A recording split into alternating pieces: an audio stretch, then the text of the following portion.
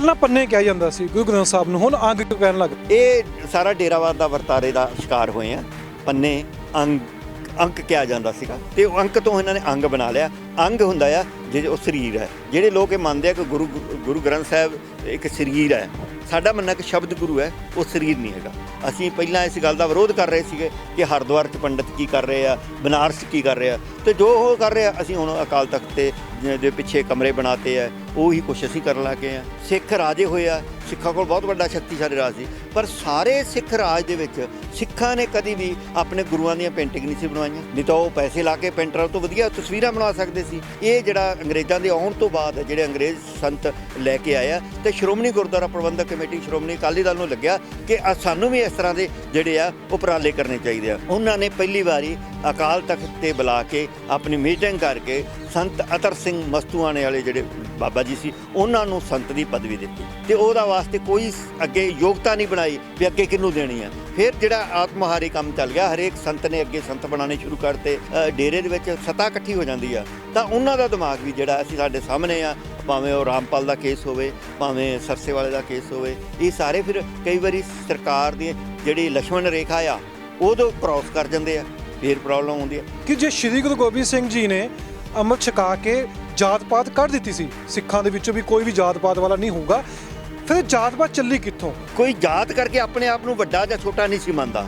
ਸਿੱਖੀ ਜਦੋਂ ਸਿੱਖੀ ਦਾ ਬੋਲਬਾਲਾ ਸੀ, ਜਦੋਂ ਅੱਜ ਅਸੀਂ ਆਪ ਕੁਝ ਕਰਨ ਦੇ ਸਮਰੱਥ ਨਹੀਂ ਰਹੇ, ਤਾਂ ਸਾਨੂੰ ਫਿਰ ਆਪਣੀ ਆਇਡੈਂਟੀ ਬਣਾਉਣ ਵਾਸਤੇ ਜਾਤ ਦਾ ਸਹਾਰਾ ਲੈਣਾ ਪੈਂਦਾ ਪਿਛਲੀ ਦਾ, ਕਿਉਂਕਿ ਮੈਂ ਸੰਧੂ ਆ, ਮੈਂ ਵਿਰਕ ਆ, ਮੈਂ ਫਲਾਣਾ ਬੰਦਾ ਆ, ਤੇ ਕਿਉਂਕਿ ਆਪ ਦਾ ਮੇਰੇ ਪਛਾਣ ਨਹੀਂ ਹੈਗੀ, ਮੇਰੇ ਆਪਣਾ ਕੋਈ ਐਡਾ ਵੱਡਾ ਕੰਮ ਨਹੀਂ ਕੀਤਾ ਹੋਇਆ ਜਿਹੜੇ ਲੋਕ ਮੈਨੂੰ ਆਪਣੇ ਕੰਮ ਕਰਕੇ ਪਛਾਣ ਲੈਣ। ਕਪੂਰ ਸਿੰਘ ਦੀ ਐਜ ਏ ਵਿਰਕ ਹੋਣ ਕਰਕੇ ਕੋਈ ਨਹੀਂ ਸੀ ਪਛਾਣ, ਉਹਦੀ ਪਛਾਣ ਸੀਗੀ ਕਿ ਉਹ ਜਿੱਡਾ ਵੱਡਾ ਜਰਨੈਲ ਸੀਗਾ, ਉਹਨੂੰ ਨਵਾਬੀ ਮਿਲੀ ਸੀ, ਉਹਨੇ ਖੈਬਰ ਦਾ ਦਰਾ ਜਿਹੜਾ ਆ ਬੰਦ ਕੀਤਾ ਸੀ ਵਿਦੇਸ਼ੀਆਂ। ਸ਼੍ਰੋਮਣੀ ਅਕਾਲੀ ਦਲ ਦੇ ਲੀਡਰ ਆਪਣੇ ਨਾਲ ਜਾਤ ਨਹੀਂ ਸੀ ਲਾਉਂਦੇ, ਆਪਣੇ ਪਿੰਡ ਕਰਕੇ ਪਛਾਣ ਸੀ ਕਿ ਹੁਣ ਜਿਹੜੀ ਹੈ ਅਕਾਲੀ ਦਲ ਦੇ ਲੀਡਰ ਹੈ ਜਿਹੜੇ, ਉਹਨਾਂ ਦੇ ਵਿੱਚ ਵੀ ਜਾਤ ਕਰਕੇ ਪਛਾਣ। ਸੰਧੂ ਸਾਹਿਬ ਹੈ, ਬਰਾੜ ਹੈ, ਆ ਸਾਰਾ ਕੁਝ ਆ ਗਿਆ ਹੁਣ ਇਸ, ਕਿਉਂਕਿ ਬੰਦੇ ਦੇ ਆਪਣਾ ਜਦੋਂ ਕੱਦ ਘਟਦਾ ਆ, ਆਪਣੇ ਉਹ ਦੱਸਣ ਲਈ ਕੁਛ ਨਹੀਂ, ਤੇ ਉਹਨੂੰ ਆਪਣੇ ਬੈਕਗਰਾਊਂਡ ਦਾ ਸਹਾਰਾ ਲੈਣਾ ਪੈਂਦਾ। ਬੈਕਗਰਾਊਂਡ ਦੇ ਵਿੱਚ ਵੀ ਕੁਛ ਨਹੀਂ ਹੈ। ਸ਼੍ਰੋਮਣੀ ਅਕਾਲੀ ਦਲ ਨੇ ਕਦੀ ਕੋਈ ਮਤਾ ਪਾਸ ਕੀਤਾ ਸੀ ਵੀ ਕਿਸੇ ਨੇ ਵੀ ਜਾਤ ਆਪਣੇ ਨਾਂ ਪਿੱਛੇ ਨਹੀਂ ਲਗਾਉਣੀ? ਬਹੁਤ ਵਾਰੀ ਮਤੇ ਪਾਸ ਹੋਇਆ, ਸ਼੍ਰੋਮਣੀ ਕਮੇਟੀ ਸ਼੍ਰੋਮਣੀ ਅਕਾਲੀ ਦਲ ਨੇ ਕੀਤਾ ਆ। ਮੈਂ ਪਿਛਲੇ ਮਹੀਨੇ ਗਿਆ ਸੀਗਾ ਸ਼੍ਰੋਮਣੀ ਗੁਰਦੁਆਰਾ ਪ੍ਰਬੰਧਕ ਕਮੇਟੀ ਦੇ ਇਹ ਦਫ਼ਤਰ ਦੇ ਵਿੱਚ, ਤੇ ਉੱਥੇ ਧਰਮ ਪ੍ਰਚਾਰ ਜਿਹਦਾ ਕੰਮ ਹੀ ਇਹ ਆ, ਧਰਮ ਪ੍ਰਚਾਰ ਦੇ ਦਫ਼ਤਰ ਦੇ ਵਿੱਚ ਵੀ ਲਿਖਿਆ ਹੋਇਆ ਸੀ ਫਲਾਣਾ ਸਿੰਘ, ਉਹਦੀ ਜਾਤ ਲਿਖੀ ਹੋਈ ਸੀ ਕਿਸੇ ਸੈਕਟਰ 77 ਦੀ। ਤੁਸੀਂ ਹੁਣ ਕਹਿੰਦੇ ਹੋ ਵੀ ਆਪਣੇ ਪਿੱਛੇ ਜਾਤ ਲਿਖਣ ਲੱਗ ਪਏ, ਗੋਤ ਲਾਉਣ ਲੱਗ ਪਏ। ਇਹ ਸਿਸਟਮ ਡੇਰਾਵਾਦ ਤੋਂ ਚੱਲਦਾ ਹੈ ਕਿ ਉਸ ਤੋਂ ਪਹਿਲਾਂ ਹੀ ਚੱਲ ਗਿਆ ਸੀ, ਜਾਂ ਸਾਰਾ ਡੇਰਾਵਾਦ ਤੋਂ ਸ਼ੁਰੂ ਹੋ ਗਿਆ ਵਾਲਾ? ਜਦੋਂ ਮੈਂ ਡੇਰੇ ਤੇ ਜਾਂਦਾ ਹੈ ਤੇ ਉਹਨਾਂ ਦੀ ਆਪਣੀ ਲੋੜ ਕਰਕੇ ਉਹ ਮੈਨੂੰ ਆਪਣੀ ਮੇਰੀ ਕਾਸਟ ਨਾਲ ਲਾ ਕੇ ਸੰਬੋਧਨ ਕਰਦੇ ਆ, ਫਲਾਣਾ ਸਿੰਘ ਇਹ ਹੈ, ਤੇ ਉਹਦੇ ਨਾਲ ਡੇਰੇ ਨੇ ਉਸ ਰੁਝਾਨ ਨੂੰ ਹੋਰ ਪ੍ਰਚਲਿਤ ਕੀਤਾ ਆ। ਗੱਲ ਹੈ ਕਿ ਗੁਰੂ ਗ੍ਰੰਥ ਸਾਹਿਬ ਨੂੰ ਤੁਸੀਂ ਕਿਸ ਤਰ੍ਹਾਂ ਮੰਨਣਾ ਹੈ। ਇੱਕ ਤਾਂ ਮੰਨਣਾ ਹੈ ਤੁਸੀਂ ਪੈਸੇ ਨਾਲ, ਜਿਹੜਾ ਸਾਡਾ ਸਮਾਜ ਮੰਨ ਰਿਹਾ ਆ, ਉਹ ਪੈਸੇ ਜਿੰਨੇ ਅਖੰਡ ਪਾਠ ਤੇ ਹੁੰਦੇ ਉਦੋਂ ਦੁੱਗਣੇ ਦਿੰਦਾ, ਉਹਨੂੰ ਕੀ ਆ? ਇਹ ਤਾਂ ਪੰਡਤ ਵੀ ਇਸ ਤਰ੍ਹਾਂ ਹੀ ਕਰ ਰਿਹਾ ਸੀਗਾ।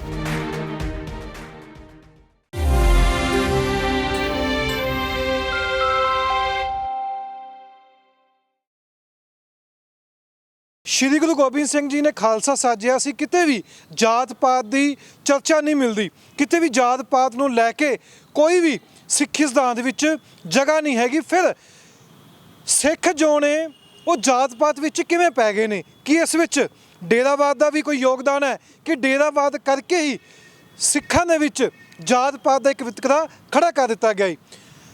ਜਦੋਂ ਚਰਚਾ ਹੁੰਦੀ ਹੈ ਮਹਾਰਾਜਾ ਰਣਜੀਤ ਸਿੰਘ ਦੇ ਰਾਜ ਵੇਲੇ, ਉਸ ਵੇਲੇ ਜੋ ਮਿਸਲਾਂ ਬਣੀਆਂ ਸਨ ਕਿ ਉਹ ਵੀ ਜਾਤ ਪਾਤ ਨੂੰ ਲੈ ਕੇ ਤੁਰ ਪਏ ਸਨ ਅੱਗੇ।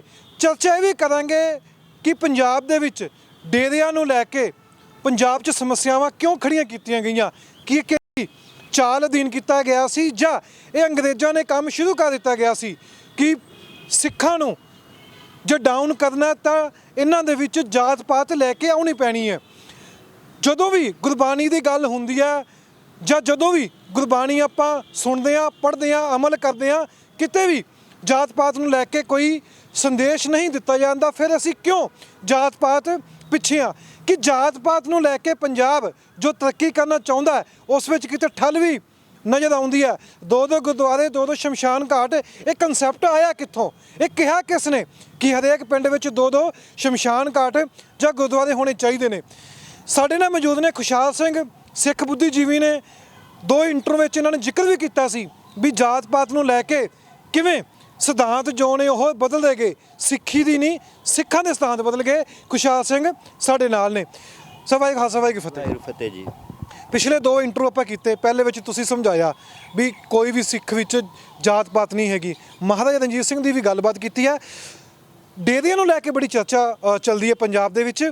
ਪੰਜਾਬ ਦੇ ਵਿੱਚ ਡੇਰਾਵਾਦ ਆਇਆ ਕਿੱਥੋਂ? ਕਿ ਪੰਜਾਬ ਦੇ ਵਿੱਚ ਸਿੱਖਾਂ ਨੂੰ ਡਾਊਨ ਕਰਨ ਵਾਸਤੇ ਡੇਰਾਵਾਦ ਫੈਲਾਉਣਾ ਜ਼ਰੂਰੀ ਸੀ?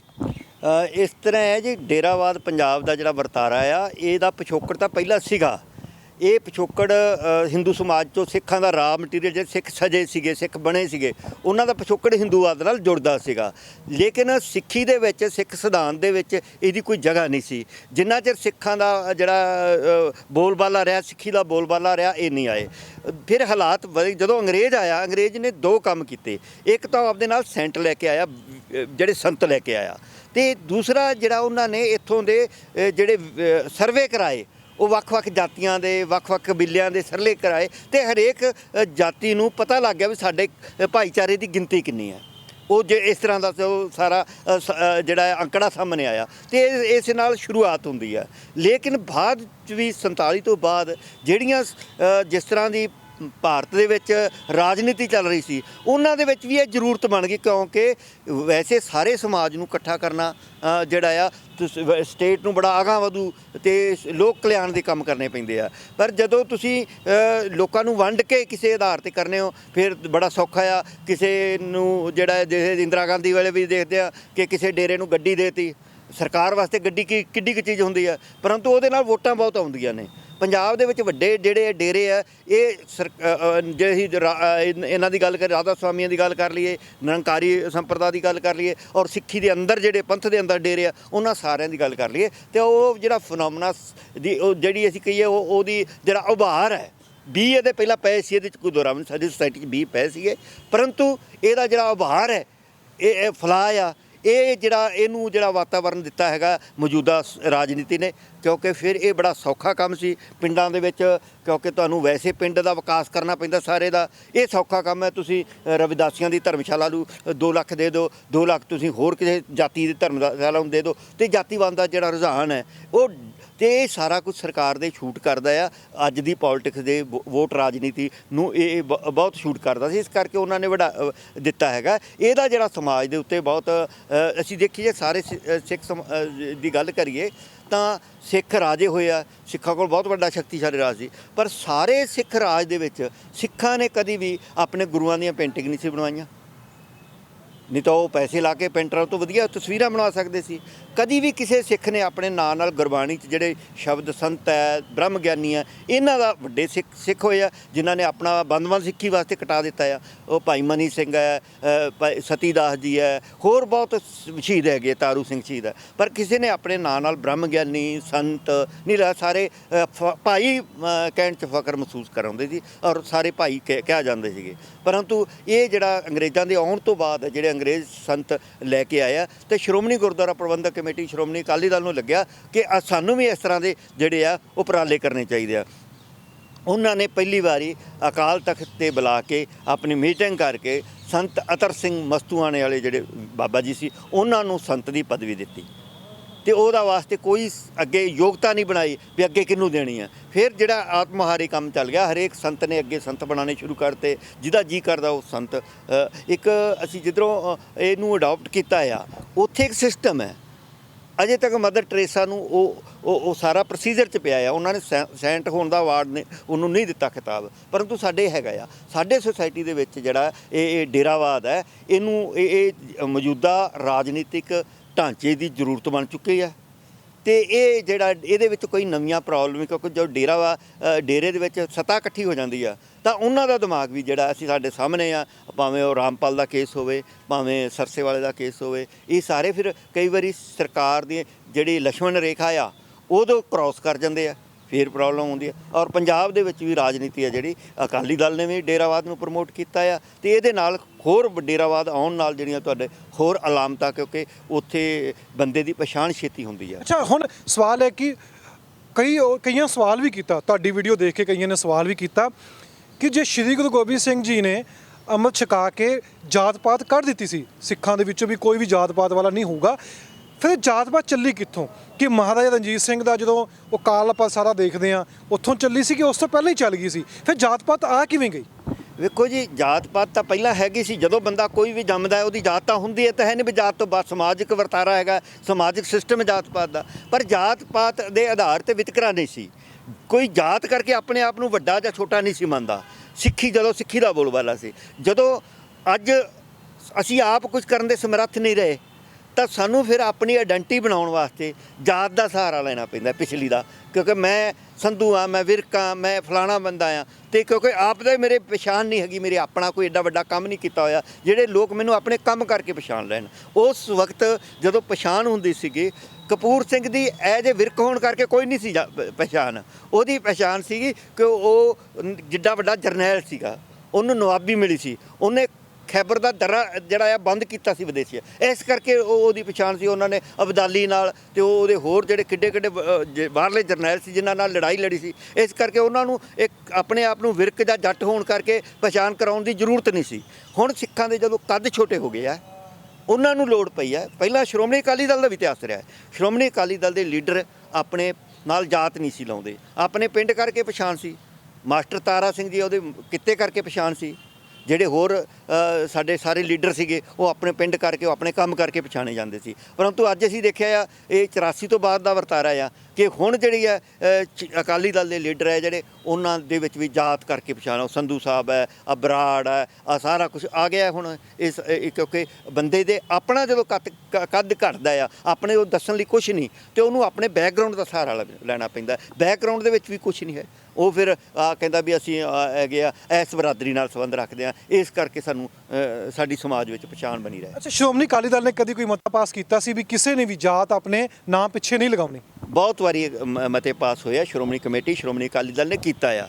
ਪਰੰਤੂ ਜਦੋਂ ਨਿਘਾਰ ਆ ਜਾਂਦਾ ਸਮਾਜ 'ਚ, ਅੱਜ ਮੈਂ ਪਿਛਲੇ ਮਹੀਨੇ ਗਿਆ ਸੀਗਾ ਸ਼੍ਰੋਮਣੀ ਗੁਰਦੁਆਰਾ ਪ੍ਰਬੰਧਕ ਕਮੇਟੀ ਦੇ ਦਫ਼ਤਰ ਦੇ ਵਿੱਚ, ਅਤੇ ਉੱਥੇ ਧਰਮ ਪ੍ਰਚਾਰ, ਜਿਹਦਾ ਕੰਮ ਹੀ ਇਹ ਆ, ਧਰਮ ਪ੍ਰਚਾਰ ਦੇ ਦਫ਼ਤਰ ਦੇ ਵਿੱਚ ਵੀ ਲਿਖਿਆ ਹੋਇਆ ਸੀ ਫਲਾਣਾ ਸਿੰਘ, ਉਹਦੀ ਜਾਤ ਲਿਖੀ ਹੋਈ ਸੀ ਕਿਸੇ 77 ਦੀ। ਸੋ ਇਸ ਕਰਕੇ ਜਦੋਂ ਇਹ ਸਾਰੀਆਂ ਜਥੇਬੰਦੀਆਂ ਦੇ ਵਿੱਚ ਨਿਘਾਰ ਆਇਆ, ਸਮਾਜ ਵਿੱਚ ਹੀ ਨਿਘਾਰ ਆਇਆ, ਅਤੇ ਇਹਦੇ ਵਿੱਚ ਹੀ ਜਥੇਬੰਦੀਆਂ ਕੰਮ ਕਰਦੀਆਂ। ਸ਼੍ਰੋਮਣੀ ਅਕਾਲੀ ਦਲ ਵੀ ਉਹਦਾ ਸ਼ਿਕਾਰ ਹੋਇਆ, ਸ਼੍ਰੋਮਣੀ ਗੁਰਦੁਆਰਾ ਪ੍ਰਬੰਧਕ ਕਮੇਟੀ ਅਤੇ ਹੋਰ ਵੀ ਜਿੰਨੀਆਂ ਪੰਥਕ ਜਥੇਬੰਦੀਆਂ ਨੇ, ਉਹਨਾਂ ਦੇ ਵਿੱਚ ਇਹਦਾ ਜਿਹੜਾ ਤੁਸੀਂ ਦੇਖ ਰਹੇ ਹੋ ਹੁਣ ਨਿਹੰਗਾਂ ਦੇ ਵਿੱਚ, ਜਾਂ ਹੋਰ ਜਿਹੜੇ ਬਾਬੇ ਆ, ਈਵਨ ਕਿ ਹੁਣ ਕਈ ਸੰਤ ਵੀ ਆ ਜਿਹੜੇ ਆਪਣੇ ਜਾਤ ਲਿਖਣ ਲੱਗ ਗਏ ਆ। ਅਤੇ ਉਹ ਇਹ ਜਿਹੜਾ ਇਹ ਪਰੰਪਰਾ, ਜਿਹੜੀ ਇਹ ਵਰਤਾਰਾ ਹੈਗਾ ਆ, ਇਹ ਜਾਤ ਕੀ ਹੈ, ਤੁਹਾਨੂੰ ਦੂਸਰੇ ਮਨੁੱਖ ਨਾਲੋਂ ਅੱਡ ਹੋਣ ਦਾ ਅਹਿਸਾਸ ਕਰਾਉਂਦੀ ਹੈ।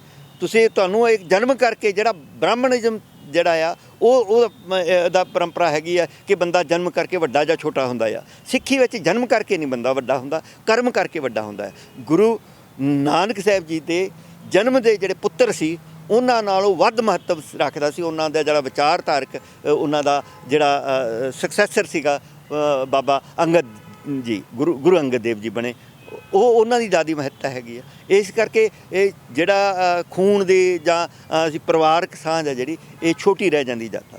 ਅੱਛਾ, ਹੁਣ ਜੋ ਡੇਰਾਵਾਦ ਦੀ ਚਰਚਾ ਹੁੰਦੀ ਹੈ, ਤੁਸੀਂ ਹੁਣ ਕਹਿੰਦੇ ਹੋ ਵੀ ਆਪਣੇ ਪਿੱਛੇ ਜਾਤ ਲਿਖਣ ਲੱਗ ਪਏ, ਗੋਤ ਲਾਉਣ ਲੱਗ ਪਏ, ਇਹ ਡੇਰਾਵਾਦ ਤੋਂ ਚੱਲਦਾ ਆ?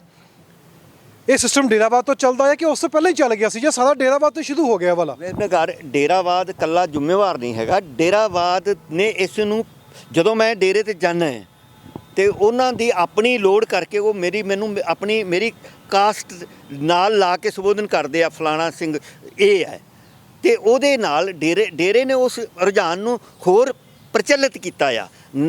ਵੈਸੇ ਤਾਂ ਸਿੱਖ ਸਿਧਾਂਤ ਜਿਹੜਾ ਕੰਮ ਕਰਦਾ ਆ, ਜਾਂ ਸ਼੍ਰੋਮਣੀ ਕਮੇਟੀ, ਸ਼੍ਰੋਮਣੀ ਅਕਾਲੀ ਦਲ ਸੀ, ਇਹ ਲੋਕ ਤਾਂ ਰੋਕਦੇ ਸੀਗੇ। ਇੱਕ ਇਤਿਹਾਸ ਵਿੱਚ ਇਹਨਾਂ ਦਾ ਰਿਹਾ ਹੈਗਾ, ਰੋਲ ਰਿਹਾ ਹੈ, ਇਹਨਾਂ ਨੇ ਰੋਕਿਆ ਭਈ ਅਸੀਂ ਸਿੱਖ ਹੋਣ ਕਰਕੇ ਵੱਡੇ ਹਾਂ, ਅਸੀਂ ਜਾਤ ਕਰਕੇ ਨਹੀਂ ਵੱਡੇ।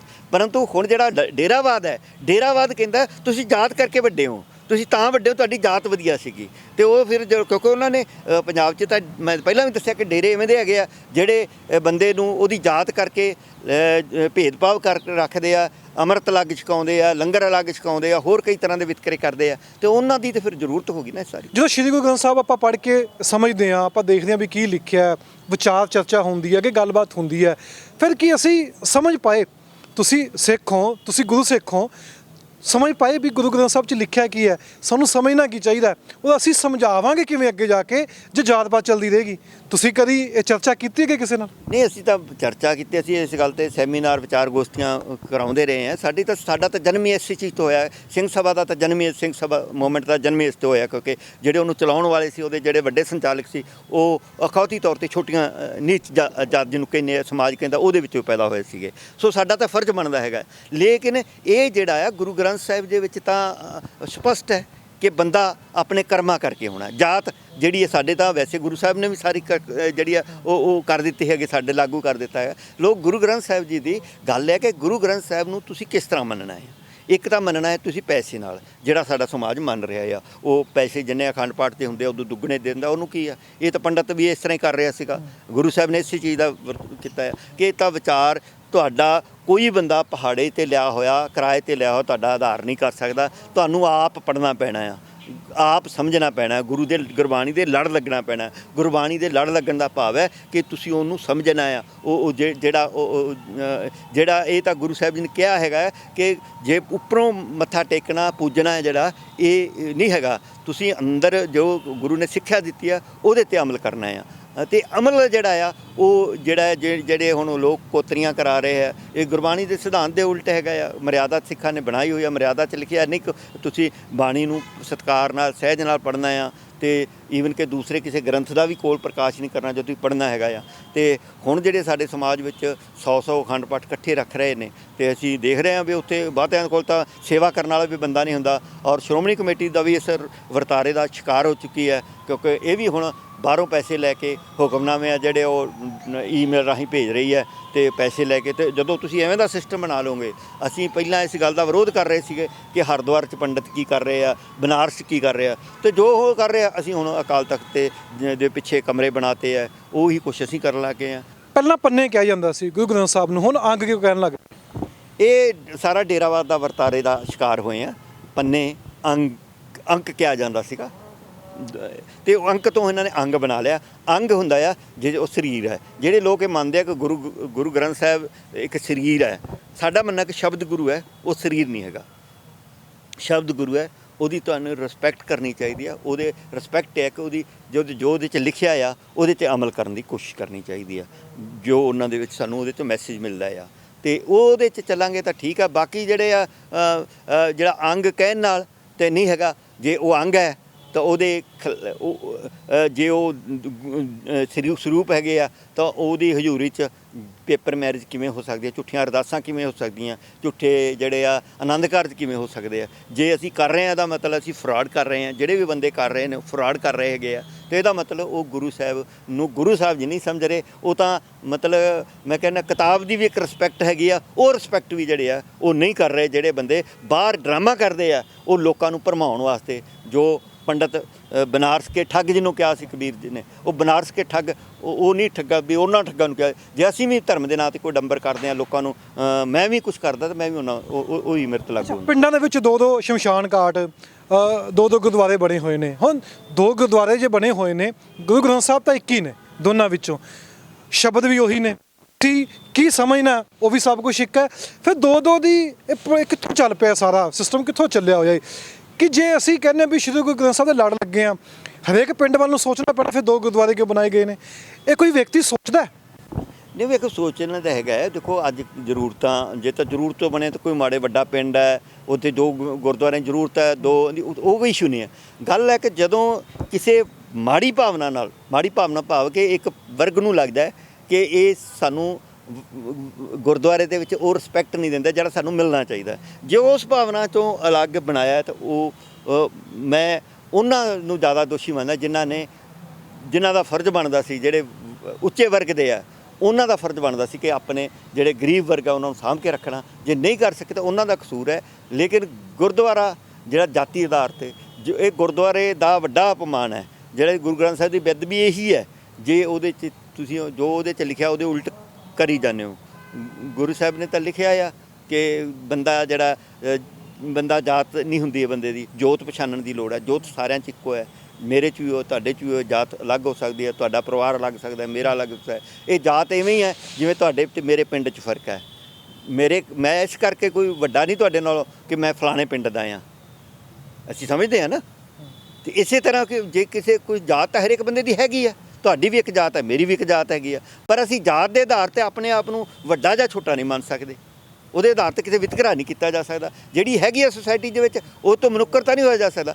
ਆਫਟਰ ਆਲ ਮੈਂ ਕਿਸੇ ਘਰ ਜੰਮਿਆ ਆ, ਮੇਰੇ ਤੋਂ ਪਿੱਛੋਂ ਕੋਈ ਚੱਲਿਆ ਆ ਰਿਹਾ ਸਿਸਟਮ, ਅਤੇ ਉਸ ਆਧਾਰ 'ਤੇ ਜੇ ਮੈਂ ਕਹਾਂ ਕਿ ਮੈਨੂੰ ਦੂਜਿਆਂ ਨਾਲੋਂ ਵੱਖਰਾ ਅਤੇ ਵਧੀਆ ਜਿਹੜਾ ਕੋਈ ਵਰਤਾਅ ਕੀਤਾ ਜਾਵੇ, ਇਹ ਮਾੜੀ ਗੱਲ ਹੈ। ਅੱਛਾ, ਇੱਕ ਆਖਰੀ ਸਵਾਲ ਹੈ ਮੇਰਾ ਕਿ ਪੰਜਾਬ ਦੀ ਤਰੱਕੀ ਦੇ ਵਿੱਚ ਜਾਤ ਪਾਤ ਕਿਤੇ ਨਾ ਕਿਤੇ ਅੜਚਨ ਆਉਂਦੀ ਹੈ ਜਾਤ ਪਾਤ ਨੂੰ ਲੈ ਕੇ? ਬਿਲਕੁਲ ਹੀ ਜੀ। ਜਦ ਤੁਸੀਂ ਆਪਣੇ ਜਿਹੜਾ ਪੰਜਾਬ ਦੇ ਵਿੱਚ ਜਿਹੜਾ ਇੱਥੋਂ ਦੀ ਹੈਗੀ ਹੈ, ਉਹਦੇ ਵਿੱਚ ਜੇ 37% ਹਿੰਦੁਸਤਾਨ ਦੇ ਸਾਰੇ ਸਟੇਟਾਂ ਨਾਲੋਂ ਵੱਧ ਦਲਿਤ ਪੰਜਾਬ ਦੇ ਵਿੱਚ ਹੈਗੇ ਆ, ਅਤੇ ਜੇ ਉਹਨਾਂ ਦਾ ਵਿਕਾਸ ਨਹੀਂ ਹੁੰਦਾ ਬਰਾਬਰ ਸਾਡੇ, ਉਹ ਉਹਨਾਂ ਦੇ ਕਿਤੇ ਮਹਿਸੂਸ ਹੁੰਦਾ ਆ, ਵਿਤਕਰਾ ਮਹਿਸੂਸ ਹੁੰਦਾ ਆ।